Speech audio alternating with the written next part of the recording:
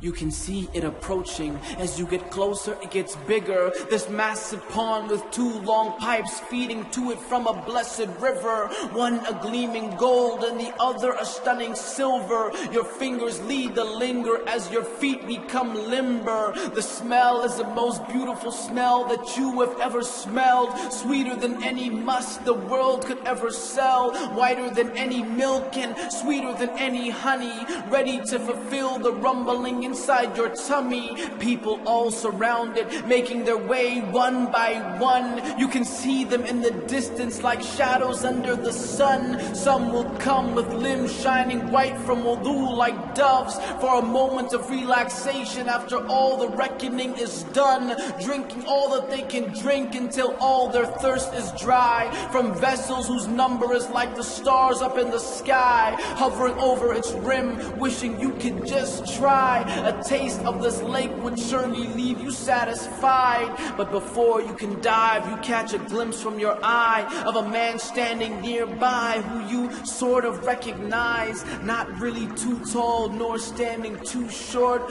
Loosely curled hair with splendid kneecaps and elbow joints. Not plump or chubby cheek, the type of person you would love to meet.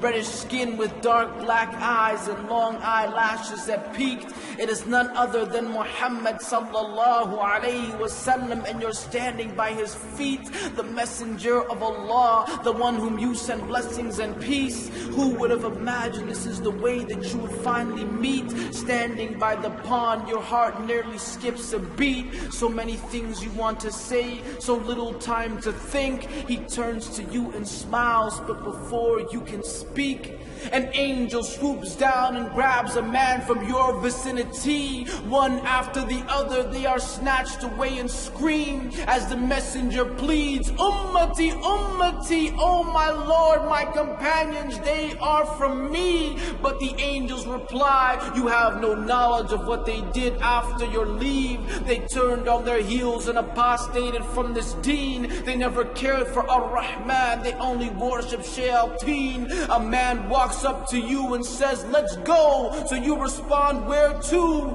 He says, we are going to the fire by Allah, and He is inviting you. So into the fire they will make their way two by two, and you will not see anybody saved from amongst them except a few. This is the day of truth, a day of no excuse, a day when your deeds will speak for or against you.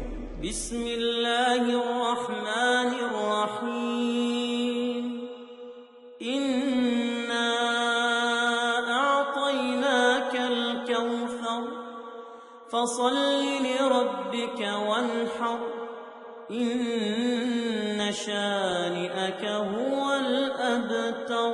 In the name of Allah, the most gracious, the most merciful. Surely we have granted you a river in paradise. Therefore turn to your Lord in prayer and sacrifice. As for he who makes you angry, he will be cut off from future hope.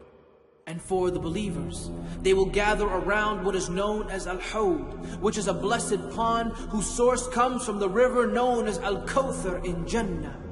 But amongst our nation, there will be people who before getting to drink from Al-Hawd will be snatched away screaming and pleading in front of the Messenger of Allah. Imagine, they have reached so close and were almost there.